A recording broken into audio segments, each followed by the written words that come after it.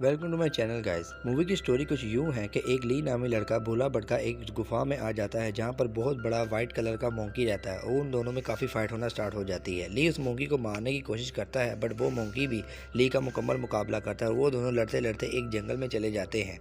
जंगल में पहुंचते ही ली उस मोंकी पर काफ़ी अटैक करता है और उसे जख्मी कर देता है, जिसकी वजह से उस मोंकी को बेहद गुस्सा आ जाता है और गुस्से में ली की तरफ भागता है। तो ली भी उस पर अटैक करने के लिए उसकी तरफ जंप करता है और उसको पंच मारने वाला होता है। तो मोंकी भी उसको पंच मारता है तो उन दोनों के मुक्के एक दूसरे से टकरा जाते हैं और यहाँ पे मूवी का प्लॉट खत्म हो जाता है और मूवी यहाँ से प्रेजेंट टाइम में आ जाती है। प्रेजेंट टाइम में हमें एक गांव दिखाया जाता है जहां पर आर्मी ऑफिसर मौजूद हैं और वो आर्मी ऑफिसर बहुत ज़्यादा लालची और ख़तरनाक है। वो उस गांव के लोगों को पकड़ पकड़ कर मारते हैं और उनसे उस काली घाटी के बारे में पूछते हैं जो कि बहुत ज़्यादा ही खतरनाक है। और वहाँ पर एक गुफा है जहाँ पे एक ड्रैगन रहता है और उसके पास बहुत सारा सोना है। वो गाँव वाले को कहते हैं कि तुम लोगों को उस गुफा का रास्ता पता है। तो गाँव वाले कहते हैं कि वो गुफा बहुत खतरनाक है, जिस पर वो आर्मी ऑफिसर गाँव वालों को एक एक लोगों को मारने लग जाता है। वहाँ पर एक लड़की चीन आ जाती है और वो आर्मी ऑफिसर को मारने लग जाती है। इतने में उसका फादर भी वहाँ पर आ जाता है और उसे कहता है कि तुम्हें इस मामले में नहीं पड़ना चाहिए। पर आर्मी ऑफिसर उस लड़की को पकड़ लेते हैं और कहते हैं हमें उम्मीद है कि तुम्हें उस घाटी और गुफा के बारे में पता होगा। वो कहती है हाँ मुझे पता है और मैं तुम लोगों को वहाँ पर जरूर लेकर जाऊंगी, तो तुम लोगों को मरने का इतना ही शौक है। चिन के फादर उस आर्मी ऑफिसर से कहते हैं कि चिन तो नादान है और इसे क्या पता कि वो खौफनाक घाटी कहाँ पर है और वो गुफा कहाँ पर है। मैं तुम लोगों को वहाँ पर लेकर जाऊंगा। तो वो कहते हैं कि तुम दोनों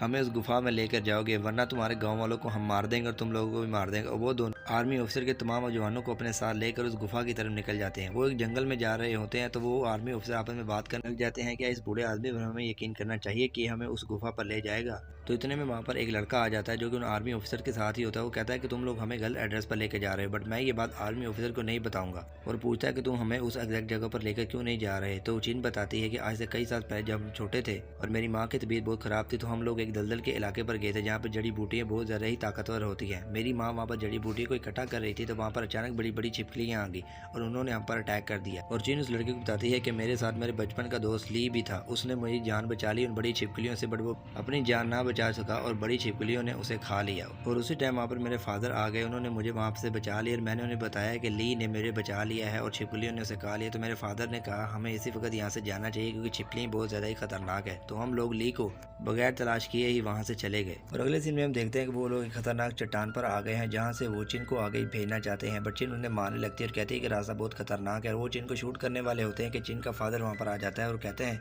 कि आगे का रास्ता बहुत खतरनाक है और वहाँ पर बहुत ज़्यादा खतरनाक जानवर है, हम चिन को वहाँ पर नहीं भेज सकते। तो ऑफिसर कहता है कि तुम दोनों को ही यहाँ से आगे जाना पड़ेगा, बट चिन जाने के लिए राज़ी हो जाती है। और चीफ चिन के फादर से कहता है कि अब चिन ने कोई भी होशियारी या बदतमीजी करने की कोशिश की या मेरे ऑफिसर को मारने की कोशिश की तो मैं उसे जिंदा इस पहाड़ से नीचे फेंक दूंगा मरने के लिए। चिन पहाड़ से नीचे उतरती है तो उसका पाँव स्लिप हो जाता है और वो गिरने वाली होती है। तो देखती है वहाँ पर एक जवान लड़का जिसने मास्क पहना हुआ है उसे गिरने से बचा लेता है और उसकी जान बचा लेता है। चिन उससे कहती है कि तुम कौन हो, तो वो नहीं बताता। चिन उसका मास्क उतार कर उसका चेहरा देखने की कोशिश करती है तो अपने मास्क को उतारने नहीं देता और उसी वक्त वहाँ से भाग जाता है। तो ली ऊपर आर्मी ऑफिसर अपने फादर को आवाज देती है कि रास्ता नीचे क्लियर है, तुम लोग भी नीचे आ जाओ। तो वो लोग भी पहाड़ से नीचे फेंक देते हैं और एक मोटे संगल पर सफर करके उस पहाड़ को क्रॉस करने लग जाते हैं। वो लोग रास्ता क्रॉस कर ही रहे होते हैं कि वहाँ पर खतरनाक परिंदे आ जाते हैं और वो खतरनाक परिंदे एक एक करके आर्मी ऑफिसर और दूसरे लोगों को उठा उठा कर संगली से नीचे फेंकने लग जाते हैं और कुछ को खाने लग जाते हैं। तो आर्मी ऑफिसर उन परिंदों को गोलियां मारने लग जाते हैं और उन्हें भगा देते हैं और सब लोग उस संगली से रास्ता क्रॉस कर लेते हैं और एक जंगल में आ जाते हैं। वो लोग उस जंगल में ज्यादा रात हो जाती है तो स्टे कर लेते हैं। तो चिन वहाँ पे अपने फादर से कहती है कि वो पहाड़ी से गिरने वाली थी तो एक नकाब पहने हुए लड़के ने उसकी जान बचाई। वो लड़का उसे कोई और नहीं वो ली ही लगा। तो उसका फादर कहता है देखो चिन, हो सकता है कि तुम्हें मिसअंडरस्टैंडिंग हुई हो क्योंकि मुझे नहीं लगता कि इतनी बड़ी बड़ी छिपकलियों से एक छोटा बच्चा जिंदा बच जाए।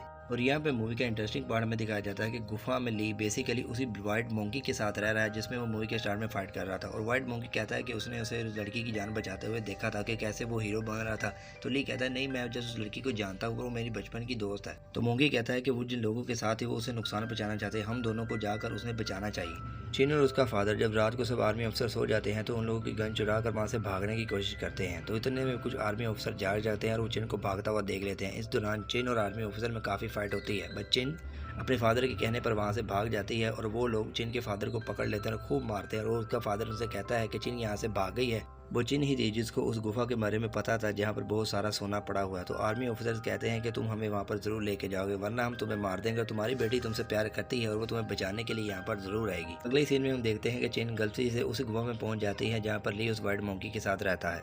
चिन उस गुफा का मुआयना कर रही होती है कि इतने में वहाँ पर ली भी आ जाता है और उसे कहता है कि तुमने मुझे पहचाना। तो चिन उसे मारने के लिए चाकू निकालती है तो ली उसी टाइम कहता है कि तुम मुझे पहचानो। अपने मुंह पर मास्क लगा कर दिखाता है, कहता है कि मैं वही हूँ जिसने तुम्हारी जान बचाई। और उसे बताता है कि वो उसके बचपन का दोस्त ली ही है। और वो बताता है कि तुम्हारी छिपकलियों से बचपन में जान बचाने के बाद जब तुम लोग वहाँ पर चले गए थे तो मेरी जान वहाँ पर बचाने के लिए एक वाइट मोंकी आ गया था जिसने मेरी जान बचा ली। और 15 साल हो गए हैं, मैं और वो मोंकी एक साथ इस गुफा में रहते हैं और वो मेरा अच्छा दोस्त बन चुका है। तो चिन उसी टाइम ली के गले लग जाती है और उसे बताती है कि उसके फादर को आर्मी ऑफिसर ने जबरदस्ती पकड़ लिया है और वो उनसे उस गुफा के बारे में एड्रेस पूछ रहे हैं और वो वहाँ पर जाना चाहते हैं जहाँ पर खजाना मौजूद है और वो खजाना ड्रैगन के पास है। वो आर्मी ऑफिसर बहुत ज्यादा खतरनाक और उसके पिता को मार सकते हैं। तो ली और चिन उसी टाइम उसके फादर को बचाने के लिए उस गुफा से निकल पड़ते हैं। और वहाँ दूसरी जानिब आर्मी ऑफिसर्स और चिन का फादर उस दलदली मैदान में आ जाते हैं जहाँ पर वो आज से 15 साल पहले आ चुका है और उसकी माँ और ली यहीं पर मरे थे। और वो कहता है कि ये जगह बहुत खतरनाक है, मैं अब भी कह रहा हूँ यहाँ से चले जाओ। बट आर्मी ऑफिसर का चीफ कहता है कि तुम यहाँ से हमें आगे लेकर जाओगे उस ड्रैगन वाली गुफा में। उतने में वहाँ पर वही बड़ी बड़ी छिपकली आ जाती हैं जिनका मुकाबला वो आज से 15 साल पहले कर चुका है। और वो आर्मी ऑफिसर उन छिपकलियों को मारने लग जाते हैं और छिपकलियाँ भी काफी आर्मी ऑफिसर को मार देती हैं। बट आर्मी ऑफिसर उन छिपकलियों को मार देते हैं और वहाँ पर ली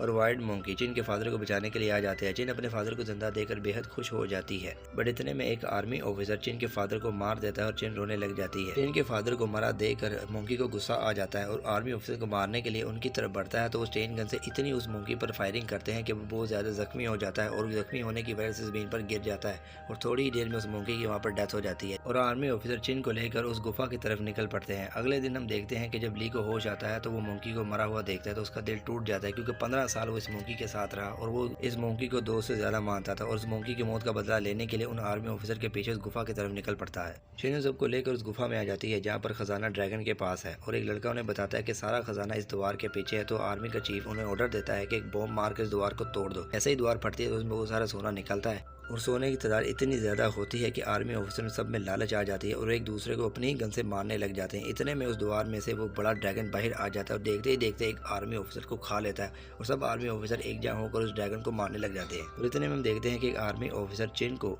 उस छिपकली नुमा ड्रैगन के आगे डालने की कोशिश करता है तो उनका एक साथी उसे रोकता है, कहता है कि मैं तुम्हें ऐसा करने नहीं दूंगा। और इतने में वहाँ पर ली आ जाता है और वो उन सबको मारने लगा। और अगले सीन में हम देखते हैं कि जिस ऑफिसर ने व्हाइट मोंकी को मारा था वो उसी अपनी गन से उस छिपकली पर काफी फायर करता है, उसे मारने की कोशिश करता है बट उस छिपकली को कुछ भी नहीं होता। और इतने में उसकी गन की गोलियां भी खत्म हो जाती है और वो छिपकली उस आर्मी ऑफिसर की तरफ बढ़ती है और एक ही झटके में उसे खा लेती है, उसका काम तमाम कर देती है।